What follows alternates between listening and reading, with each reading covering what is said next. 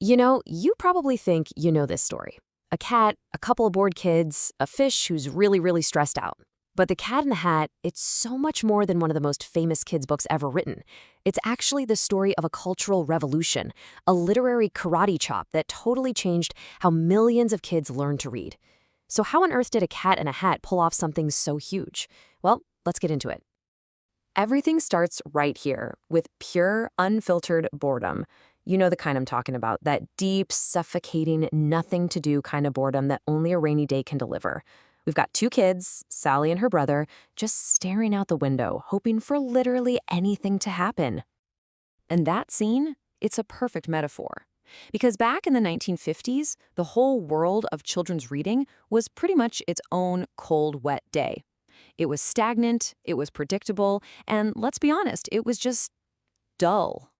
The book just nails this feeling. So we sat in the house. We did nothing at all.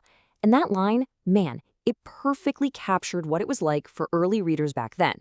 The books they had were so repetitive and basic. Kids weren't really part of a story. They were just sitting there doing nothing at all. Yeah, the big stars of this world were Dick, Jane, and their dog, Spot. And their adventures were, well, they weren't exactly adventures. See Spot run, run, Spot, run. I mean, sure, it was educational, but it was painfully boring. And this was the exact problem Dr. Seuss was asked to fix. So Theodore Geisel, yep, that's Dr. Seuss, was handed a mission. A publisher basically challenged him to write a book for first graders that would actually make them want to read. A book that was thrilling, but also had to be incredibly simple. Just how simple, you ask? Get this, that simple. He was given a list of just 220 words that any 6-year-old ought to know and was told, okay, write a story using only these. I mean, that's an almost impossible creative challenge. From this tiny, tiny vocabulary, he had to build an entire world of excitement. And what he created wasn't just another book. It sent a shockwave through the entire system. It was a full-on assault on the whole idea that learning to read had to be a chore. It was basically a declaration that reading could be, fun. So how did he deliver this jolt to the system? Well, with the arrival of a totally uninvited guest, a 6-foot-tall cat wearing a red and white striped hat. He was the literal embodiment of creative, chaotic fun. He doesn't even knock. He just shows up with a massive bump and a promise.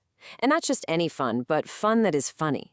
He is the antidote to that gray, rainy day. He's the escape from the boredom of just sitting there in the house. Right away, this sets up the big conflict in the story. You've got the house pet, the fish, who becomes the voice of reason, of rules, of the adult world. He's yelling, he should not be here. But the cat? He represents pure, unfiltered impulse and play. It's basically the old way of learning versus the new. So with that conflict set, the cat's special brand of fun starts to take over the house, and it very quickly starts spiraling out of control. It starts with a simple game of up, up, up with a fish. The fish is absolutely horrified, but the kids, they're totally captivated. It's a pretty ambitious trick, but oh, it's just the beginning. And then he just keeps adding more books, a ship, a cake, milk on a dish, a rake. The Tower of Chaos just gets taller and more wobbly with every single page turn. The cat is pushing every boundary of what's possible and what's allowed. And of course, you know what happens next? It all comes crashing down. It had to. The fun is messy, it's disruptive, and it definitely has consequences. Now the house is a complete wreck, and the fish is beyond furious. But does the cat apologize? Does he start cleaning up his mess? Oh, no way. He doubles down. He brings out this big red box and unleashes 2 brand new agents of pure chaos, Thing 1 and Thing 2. The problem is about to get so much bigger. I mean, just look at this contrast. On the left, you've got that quiet, orderly house from the beginning of the story. And on the right, absolute pandemonium after Thing 1 and Thing 2 start flying kites inside, crashing into everything. This is the visual result of the cat's entire philosophy. And then you hear it, the ticking clock. The ultimate authority figure, Mother, is on her way home.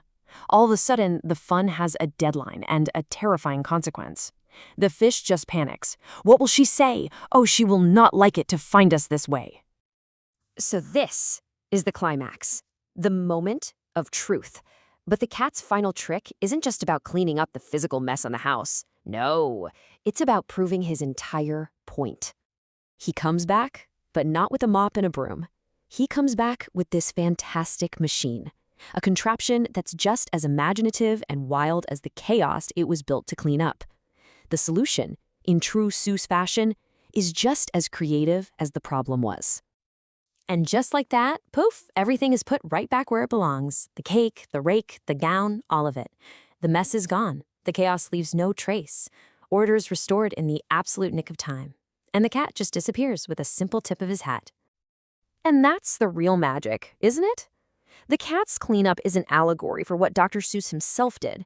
He didn't just tidy up a messy plot. He took all that messy, chaotic, joyful energy from his story and used it to clean up the dull, lifeless world of children's literature.